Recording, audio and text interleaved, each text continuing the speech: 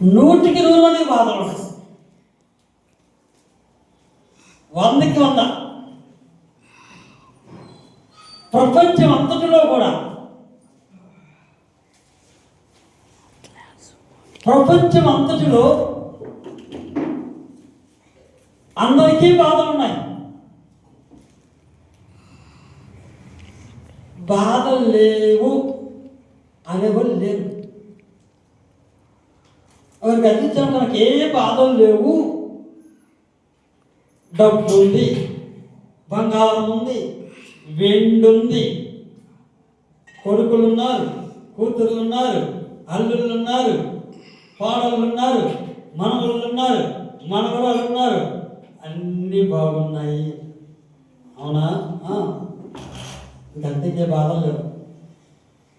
నాకు ఆయాసం ఉంది అంట, నాకు షుగర్ ఉందండి, నాకు తలనొప్పి ఉందండి, నాకు బీపీ ఉందండి. ఏ బాధలు కదా. ఎందుకు ఈ బాధలు, ఎందుకు ఈ సమస్యలు? కారణం అంటే చదువుకునే పిల్లలకి ఎగ్జామ్స్, వారికి బాధే. నీకు ఏం బాధ అంటే, నాకు ఎగ్జామ్స్ ఉన్నాయి, అది రాయాలంటే ఎంత కష్టంతో కూడింది నీకేం తెలుసు అంకుల్. నేను పిల్లలకి వెళ్ళిచ్చాను. ఎలా స్కూల్కి వెళ్ళలేదంటే హాలిడేస్ ఇచ్చారు. అయితే హ్యాపీనా? ఏం హ్యాపీ? హ్యాపీ అని లేదు. ఏదో స్కూల్ ఇచ్చారు కదా, ఆడుకోవచ్చు కదా, హ్యాపీగా అంటే కాదు. హోంవర్క్ ఇచ్చాడు అని హోంవర్క్ వేసే వాడికి బాధే. స్కూల్ పిల్లలకి సెలవులు ఇస్తే ఆనందం, సంతోషం, ఉత్సాహం ఉంటుంది కదా. నేను పిల్లడు అంటాడు, నాకు హోంవర్క్ ఇచ్చారు. ఏం హ్యాపీ? ఎంత రాయాలంటే కష్టంతో కూడింది కదా. దేవునికి స్తోత్రం. హల్లెలూయా. కనుకనే ప్రతి ఒక్కరికి ఒక పరీక్ష ఉంటుంది. ఆ పరీక్ష నుంచి విడుదల పొందేవారుగా మనం. ఆమేన్. ఆ శ్రమ అనేది లేకపోతే ప్రతి కుటుంబంలో ఏదో ఒక సమస్య ఉంది. ఆ సమస్య అనేది లేకపోతే 2 కొమ్ములు వస్తాయి. ఎత్తుంది, ఎత్తుకు 2 కొమ్ములు ఉంటాయి. సరిగా మేత వేయలేదు అనుకో, లేదా ఎవరో వచ్చారనుకో కొడుతుంది. ఎరువుకు 2 కొమ్ములు ఉన్నాయి, పడుతుంటుంది. ఈ 2 కొమ్ములు పడుతూ ఉంటాయి. అందుకే మనకు కూడా 2 కొమ్ములు వస్తాయని, ఆ కొమ్ములు రాకుండా ఉండటానికై ఏదో ఒక సమస్య. ఏంటో సమస్య చూద్దాం. యెషయా గ్రంథం 48వ అధ్యాయము 48వ అధ్యాయము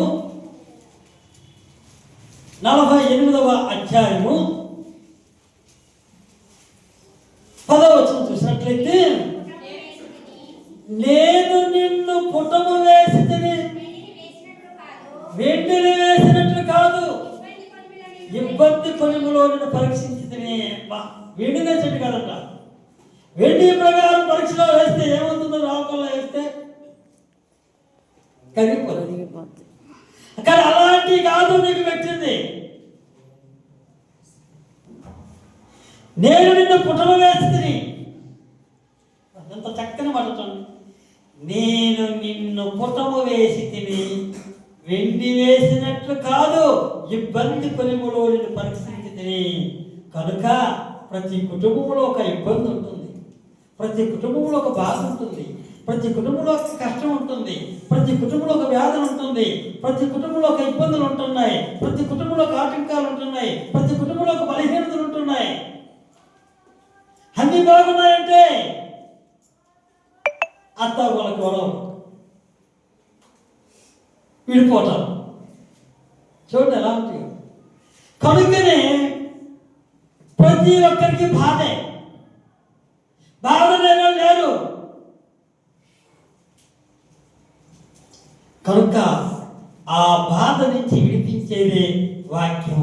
ఆ వాక్యం దేవుడై ఉన్నాడు. హల్లెలూయా. కనుక నీ వాక్యములను బ్రతికించి ఉన్నది. ఆమేన్. ఈరోజు భూమి మీద సజీవంగా ఉన్నామంటే, ఈరోజు సజీవంగా ఉన్నానంటే ఎప్పుడో 2001లో నిద్రించాల్సిన వాడిని యేసు ప్రభువుని అంగీకరించిన తర్వాత ఇప్పటిదాకా 25 సంవత్సరాలు నన్ను సజీవంగా ఉంచారు దేవుడు. హల్లెలూయా. ఈ వాక్యములను బ్రతికించి ఉన్నది నా బాధలు ఇదే నాకు నెమ్మది కలుగు చేస్తుంది. హల్లెలూయా. ఎవరైతే బాధల్లో ఉంటున్నారో, ఎవరైతే కష్టాలలో ఉంటున్నారో, ఎవరైతే శోధనలో ఉంటున్నారో, ఎవరైతే ఇరుకుల్లో ఉంటున్నారో, ఎవరైతే ఇబ్బందుల్లో ఉంటున్నారో, ఎవరైతే ఆటంకాల్లో ఉంటున్నారో, ఎవరైతే గలిబిలి గందరగోళంలో ఉంటున్నారో వారందరితో కూడా దేవుడు మాట్లాడతాడు. దేవుడికి స్తోత్రం. హల్లెలూయా. ఆయన మాట్లాడేవాడు. ఆమేన్. ఆయన మాట్లాడేవాడు. ఆయన మాట్లాడేవాడు. 138వ కీర్తన 3వ వచనం చూద్దాం. నేను మొరపెట్టిన దినమున నీవు నాకు ఉత్తరం ఇచ్చితివి, నా ప్రాణములో త్రాణ పుట్టించి నన్ను ధైర్యపరిచితివి. దేవునికి స్తోత్రం. హల్లెలూయా. ధైర్యపరుస్తాడు. ధైర్యపరిచేవాడు ప్రభువైన యేసుక్రీస్తు వారు. ఆదరణ కలిగించేవాడు ఆయనే. ఓదార్పునిచ్చేది వాడు ఆయనే. సహాయం చేసేది ఆయనే. నీకు సహాయం చేయవాడు నేనే అంటాడు. ఆమేన్. ఆజ్ఞలో కిందకు వచ్చినట్లయితే నేను నీకు సహాయం చేయవాడును అంటాడు. ఆమేన్. చక్కని మాటలు. ఆదరణ కలిగించేవాడు ఆయనే. బాధపడుతున్న సమయంలో మాట్లాడేది ఆయనే. ఆయన మాట్లాడేవాడు ఆయన. నీ బాధ చూస్తున్నాడు, నీ కష్టం చూస్తున్నాడు, నీ వ్యాధులు చూస్తున్నాడు, నీ ఇబ్బందులు చూస్తున్నాడు, నీ బలహీనతలు చూస్తున్నాడు. వాటన్నిటి నుంచి విడిపించేవాడు శక్తిమంతుడైన వాడు ఆయన. హల్లెలూయా. స్తోత్రం.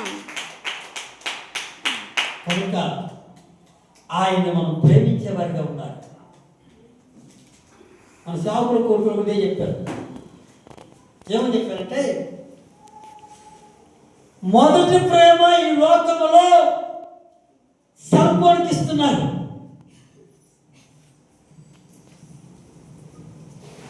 సేవకులు కూడా చాలా మంది ల్యాప్టాప్లకి, కంప్యూటర్లకి, ట్యాబ్లకి, సెల్ ఫోన్లకి ఇస్తున్నారు. మొదటి ప్రేమ ప్రభువైన యేసుక్రీస్తు వారికి ఇవ్వాలి. హల్లెలూయా. ఎప్పుడైతే మొదటి ప్రేమ ఆయనకి ఇస్తామో ఆయన గొప్ప కార్యాలను పట్ల జరిగిస్తాడు. ఆమేన్. కనుక ఈ లోకములో మొదటి ప్రేమ సెల్ ఫోన్కి ఇస్తారు, రెండో ప్రేమ భార్యకి ఇస్తారు, మూడో ప్రేమ పిల్లలకి ఇస్తారు, నాలుగో ప్రేమ అన్నీ అయిపోయిన తర్వాత, అన్ని కార్యక్రమాలు అయిపోయిన తర్వాత బయటికి వెళ్ళేటప్పుడు యేసు ప్రభువుకి వందనాలు, స్తోత్రాలు నాయన, నేను బయటికి వెళ్తున్నాను, ఏ యాక్సిడెంట్ అవ్వకూడదు ప్రభువా, ఆమేన్ అంటే యేసు ప్రభువుకి ఏం ప్రేమిస్తున్నారు? నాలుగో ప్రేమిస్తున్నారు. అదే నాలుగో ప్రేమించినా కూడా ఆయన, నాలుగో స్థానం ఇచ్చినా కూడా ఆయన నిన్ను ప్రేమించి నీ ప్రయాణాల్లో, నీ రాకపోకల్లో యెహోవా తోడై ఉంటున్నాడు. దేవుడికి స్తోత్రం. హల్లెలూయా. నాలుగో స్థానంలో ఇస్తేనే నేను కాచి కాపాడుతున్నాడు కదా. యెహోవా నిన్ను ఆశీర్వదించి నిన్ను కాపాడునుగాక. ఆమేన్. ఆయన కాపాడుతున్నాడు కదా. కానీ మొదటి ప్రేమించి చూస్తే ఇంకెలా ఉంటుంది అసలు? మొదటి ప్రేమకి ఇచ్చేవారికి ఉండాలి. ఆయన మొదటి ప్రేమిస్తే ఏం చేస్తాడ? ఆయన మొదటిగా వాళ్ళు ప్రేమించేవారికి ఉండాలి. నన్ను ప్రేమించే వారిని ఆస్తికర్తలుగా చేయుదును. హల్లెలూయా. సామెతల గ్రంథం 8వ అధ్యాయము 21వ వచనం. నన్ను ప్రేమించు వారిని ఆస్తికర్తలుగా చేయుదును, వారి నిధులను నింపుదును. హల్లెలూయా. కనుక మనం ఇప్పుడు మొదటి ప్రేమ ఎవరికి ఇవ్వాలి? దేవునికి ఇవ్వాలి. ప్రభువైన యేసుక్రీస్తు వారిని మనం ప్రేమించేవారిగా ఉండాలి. ఆమేన్. ఈ లోక ప్రేమ కాదు. ఈ లోక ప్రేమ అయితే దోమ.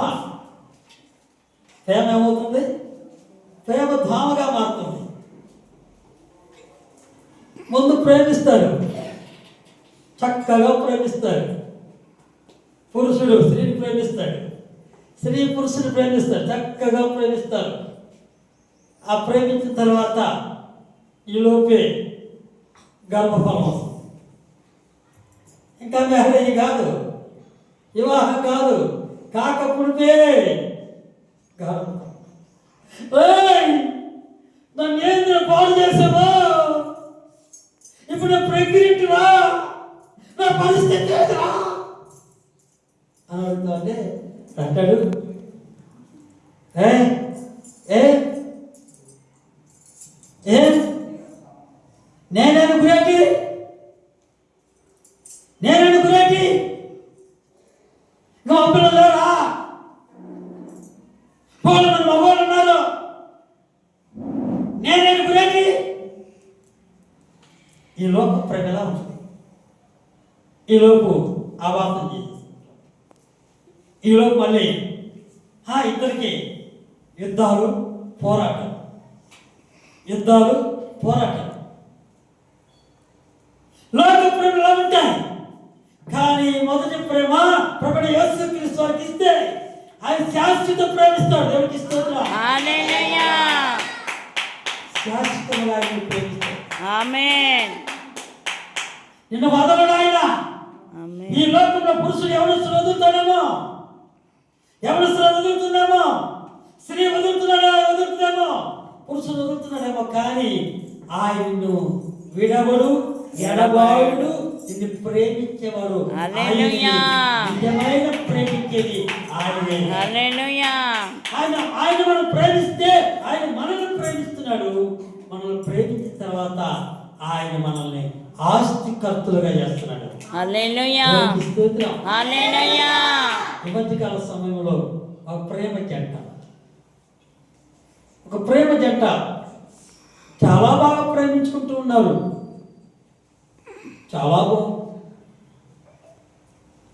యవనస్తుడికి ఎప్పుడు డబ్బులు కావాలన్నా, లెక్క కావాలన్నా ఇస్తాను.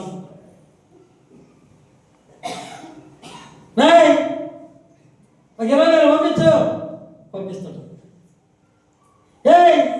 ఒక 10,000 పంపించు, పంపిస్తాడు. ఇలాగ పంపిస్తూ ఎంతగా ఉండదు పంపిస్తున్నారు. ప్రేమ ఎక్కువైపోయింది. చివరికి ఒక కోటీశ్వరుడి సంబంధం వస్తుంటే అంటదట, రే నువ్వు ఎప్పుడు నన్ను అనుకుంటావా? ఒక కోటీశ్వరుడు సంబంధం వస్తుంది, నేను ఇది చేసుకోరా. యవనస్తులు గుర్తుపెట్టుకోండి. యవనస్తురాల్లో మోసం చేసేవారు ఉన్నారు, యవనస్తులు మోసం చేసేవారు ఉన్నారు. ఈ లోక ప్రేమ వద్దు. ప్రభువైన యేసుక్రీస్తుని ప్రేమిస్తే ఆయన ప్రేమ శాశ్వత కాలం ఉంటుందంట. దేవునికి స్తోత్రం. హల్లెలూయా. శాశ్వత కాలం నిన్ను నన్ను మనందరినీ ఆయన ప్రేమించేవాడు.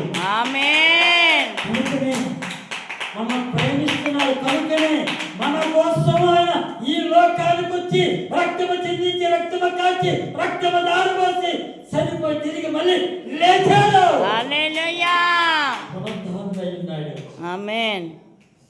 మనం ప్రేమించాడు కనుక మనం బాధపడకూడదని, వేతన పడకూడదని, కృంగిపోకూడదని, నిత్య నరక ఆజ్ఞలో అల్లాడిపోకుండా ఉండే నిమిత్తమై మన కోసం మళ్ళీ దూర ప్రాంతానికి వెళ్ళి మనకి బంగారపు వీధులు ఏర్పాటు చేస్తున్నాడు. బంగారపు గోడలు, బంగారపు నేల ఏర్పాటు చేస్తున్నాడు. త్వరగా రానే ఉన్నాడు ప్రేమించిన మనల్ని తీసుకెళ్ళటానికి. హల్లెలూయా. ప్రేమించిన మనల్ని తీసుకెళ్ళటానికి త్వరగా రానే ఉన్నాడు ఆయన. ఆమేన్. ఆయన వచ్చేదాకా మనం రెడీగా ఉందాం, సిద్ధంగా ఉందాం. అయ్యో లేట్ అవుతుంది మనకి ఇంకా జాబ్ రాలేదులే అని ఇంకొకరు చూసుకుంటాడు లోక ప్రేమ. ఆ అమ్మాయికి ఇంకా జాబ్ రాలేదులే ఇంకొకరు చూసుకుంటాడు లోక ప్రేమ. కానీ ఆయన ప్రేమ శాశ్వతమైనది అని అంటాడుగా ఇర్మియా గ్రంథం తెలుస్తున్నా పట్టుకుని ఇర్మియా గ్రంథం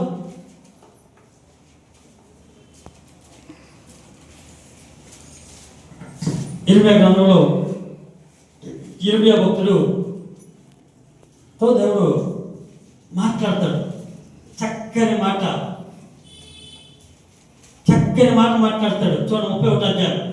చాలా కాలము కిందట యెహోవా నాకు ప్రత్యక్షమై, చాలా కాలము కిందట యెహోవా నాకు ప్రత్యక్షమై ఇట్లనెను, శాశ్వతమైన ప్రేమతో నేను ప్రేమించుచున్నాను కనుక విడవక నీ ఎడల కృప చూపుచున్నాను. హల్లెలూయా. ఈ లోక ప్రేమ విడిచిపెట్టుద్ది, ప్రేమ దానం అవుతుంది. కానీ ఆయన శాశ్వతంగా మనం ప్రేమించేవాడు. ఆమేన్. కనుక మొదటి స్థానం అవుకోవాలి దేవునికి. ప్రభువైన యేసుక్రీస్తు వారికి. అబ్రహాము ప్రభువైన యేసుక్రీస్తు వారికి ఇచ్చాడు. సృష్టించిన సృష్టికర్తను యెహోవా దేవుని ప్రేమించాడు. ఆయన మాట విన్నాడు. అబ్రహాము దేవుని ప్రేమించాడు. దేవుడు అబ్రహామును ప్రేమించాడు. కనుకనే అబ్రహామును దేవుడు ఎంతోగానో ఆశీర్వదించాడు. ఎంతోగానో అబ్రహామును ఆశీర్వదించాడు. అబ్రహాము కుమారుడు ఇస్సాకును ఆశీర్వదించాడు. ఇస్సాకు కుమారుడు యాకోబును ఆశీర్వదించాడు. యాకోబు కుమారుని యోసేపును ఆశీర్వదించాడు. ఇలా చెప్పుకుంటా పోతే ఎంతో మంది దేవుడు ఆశీర్వదించినట్టుగా మనం చూస్తూ ఉన్నాం. మనల్ని కూడా ఆశీర్వదించను గాక. ఆమేన్. వర్ధిల్లును గాక. ఆమేన్. కనుక మనము ఆయన్ని ప్రేమించేవారుగా ఉందాం. ఆమేన్. దీన్ని ప్రేమించకండి, పరాయి స్త్రీని ప్రేమించకండి, పరాయి పురుషుని ప్రేమించకండి. జాగ్రత్తగా నడుచుకుందాం. దేవుణ్ణే ప్రేమిద్దాం. ఈ మధ్య ఇన్స్టాగ్రామ్ ఏదో వస్తున్నాయి కదా గ్రామంలో. అందరి గ్రామంలో 100 గ్రామంలో తెలియదు కానీ ఏ గ్రామంలో తెలియదు కానీ ఆ గ్రామంలో ప్రేమ జంటలు ఎక్కువ అవుతున్నాయి. ఆ ఇన్స్టాగ్రామంలో అది 100 గ్రామంలో 200 గ్రామంలో 300 గ్రామంలో తెలియదుగా గ్రామం. ప్రేమలు ఎక్కువైపోయి దోమలు ఎక్కువైపోయి ఒక్కొక్కరు 3 4 ప్రేమించారు. ఈ జంటలు మళ్ళీ ఎక్కడికి వస్తున్నారు? అదేంటండి ఏదో ఛానల్ ఉంది చెప్పరండి. నన్ను సెల్ఫోన్లో చూస్తున్నారు. లాయర్లు జడ్జీలు ఉంటారు కదా, పట్టుకుని తెచ్చుకోబండి అని. తర్వాత కొన్ని ఛానల్ ఉన్నాయిగా, అక్కడ కూర్చుంటారు జంటలు. అవసరమా? ఇరసాగాల్లో పెట్టుకోడు ఎందుకు? నలుగురు ప్రేమించుకోడు ఎందుకు? ఆ జంటల దానికి వెళ్తాడు ఎందుకు? ప్రపంచం అంతా వాళ్ళ మొఖాలు తొట్టు ఎందుకు? కనుక ఇన్స్టాగ్రామ్ ఒకటి, ఇంకోటి బజ్జీలు కావు. ఏ బజ్జీ? మిరపకాయ బజ్జీలా? స్టీల్ పర్ బజ్జీ బజ్జా పబ్జీ అంట. అంటే ఇది చాలా పెద్దది పోలేదు. ఇంకో చాలా మరి పీలర్ అన్నాడు. పీలర్ కూడా ఉంది అక్కడ. కనుక దయచేసి గుర్తు పెట్టుకోండి, మనల్ని అంతం వరకు ప్రేమించేది ప్రభు యేసుక్రీస్తు వారికి. ఆమేన్. శాశ్వత కాలం ప్రేమించేది ఆయనే. హల్లెలూయా. ప్రేమించేది ఆయనే. హల్లెలూయా. తర్వాత మనం ప్రేమించేది ఆయనే. హల్లెలూయా. శాశ్వత కాలం ప్రేమించున్నాను ఎడబాయను. కనుక ఆయన్ని ప్రేమిద్దాం. మొదట ప్రేమ ఆయనకి ఇద్దాం. ఆయన మన పట్ల అద్భుతాలు చేస్తాడు, ఆశ్చర్యకరం జరిగిస్తాడు. ఈరోజు ఆశీర్వాదం గురించి చెప్పుకుందాం అనుకున్నాం, టైం లేదు కనుక ఒక్క మాట చూసుకున్న ఆశీర్వాదం గురించి ఒక్క మాట చూసుకుని ముగిద్దాం. చూడండి, సామెతల గ్రంథం 10వ అధ్యాయము 6వ వచనం ఒక్క మాట చూసుకొని మనం ముగించుకుందాం. నీతిమంతుని తల మీదకి ఆశీర్వాదములు వచ్చును. ఆమేన్. హల్లెలూయా. నీతి కలిగి మనం నడుచుకుంటే, యథార్థత కలిగి నడుచుకుంటే, సత్యం కలిగి నడుచుకుంటే ఆశీర్వాదం మన మీదకి వస్తాయి. ఆమేన్. ఆశీర్వాదం అని ఈ ఆశీర్వాదం కాదు, దేవుడు ఇచ్చే ఆశీర్వాదం. హల్లెలూయా. అబ్రహాము దేవుడు ఆశీర్వదించాడు, అదే ఆశీర్వాదం ఇస్సాకుకి ఇచ్చాడు, అదే ఆశీర్వాదం యాకోబుకి ఇచ్చాడు, అదే ఆశీర్వాదం యోసేపుకి ఇచ్చాడు. ఈ రోజు మనకి అనుగ్రహించింది గాక. ఆమేన్. మనకు నీతిమంతుల తల మీదకి ఆశీర్వాదములు వచ్చునా. కాబట్టి నీతి కలిగి మనం నడుచుకుందాం, యథార్థత కలిగి నడుచుకుందాం, సత్యం కలిగి నడుచుకుందాం, దేవుని వైపు చూద్దాం, దేవునికి ఇష్టలుగా ఉందాం, దేవుని ఇష్టానుసరంగా నడుచుకునే వరకు ఉందాం. దేవుడు మనం మర్చిపోడు. చిన్న సమస్య వస్తే, చిన్న బాధ వస్తే, చిన్న కష్టం వస్తే, చిన్న శోధన వస్తే, చిన్న ఇబ్బందులు వస్తే దేవుని మర్చిపోతాం. ప్రార్థన చేయము, బైబిల్ చదవము, దేవుని స్తుతించం, మహిమపరచం, గణపరచము. ఈ కష్టం పోవటానికై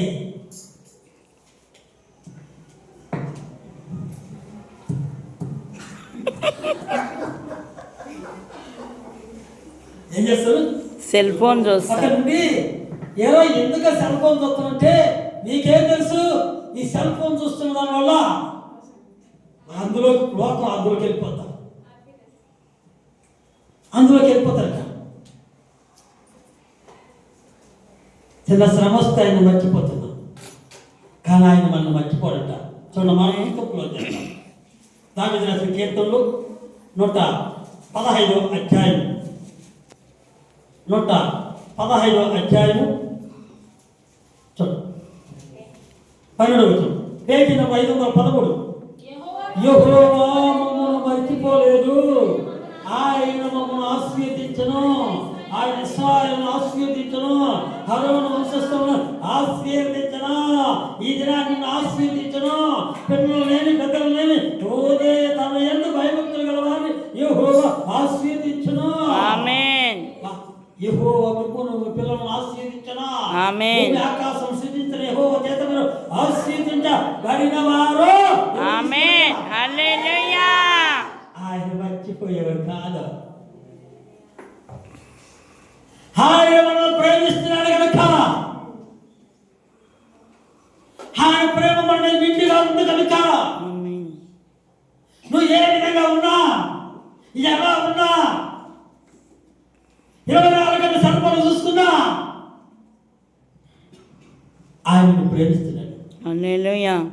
కనుక శ్రమలు వచ్చినప్పుడు, బాధలు వచ్చినప్పుడు ఈ సుబ్రహ్మణ్యుడు ఎక్కడ ఉన్నారు, ఆయనంటే ఈ వ్యాపారం ఎందుకు జరగదు, ఈ అప్పులు ఎందుకు లేవు, ఈ సమస్యలు ఎందుకు బాగు, పేరు ఎందుకు జరగదు అని అంటారు చాలా మంది చేతకాయ భక్తిహీనులు, పనికి మారినవారు. లోక ప్రేమతో ఉన్నవారు, సంపూర్ణ ప్రేమించేవారు, 24 గంటలు సలకిచ్చే వాళ్ళు సమస్య వస్తే ఈ విధంగా అనుకుంటారు. ఆయన అంటాడు, మిమ్మల్ని మర్చిపోలేదు, ఆయన మిమ్మల్ని ఆశీర్వదించను, ఆమేన్. ఆయన మిమ్మల్ని వర్ధిల్ల చేయను, ఆమేన్. ఆయన మిమ్మల్ని అభివృద్ధిపరచను. ఆమేన్. మీ పట్ల అద్భుతకార్యాలు జరిగించేది ఆయనే, ఆమేన్. ఆశ్చర్యకార్యాలు జరిగించేది ఆయనే, ఆమేన్. జరిగించేది ఆయనే, ఆమేన్. జరిగించేది ఆయనే, ఆమేన్. మాట ఇచ్చాడు, మాట నెరవేర్చేవాడు ఆయనే. ఆమేన్. కాబట్టి ఆయన ప్రేమించేవారుగా ఉందాం. ఎప్పుడైతే ఆయన ప్రేమిస్తామో ఆయన మనల్ని ఆస్తికర్తలుగా చేయలుగాక, దేవుడి మాటలు ఆశ్రయించి వర్ధన చేయలుగాక. ఆమేన్.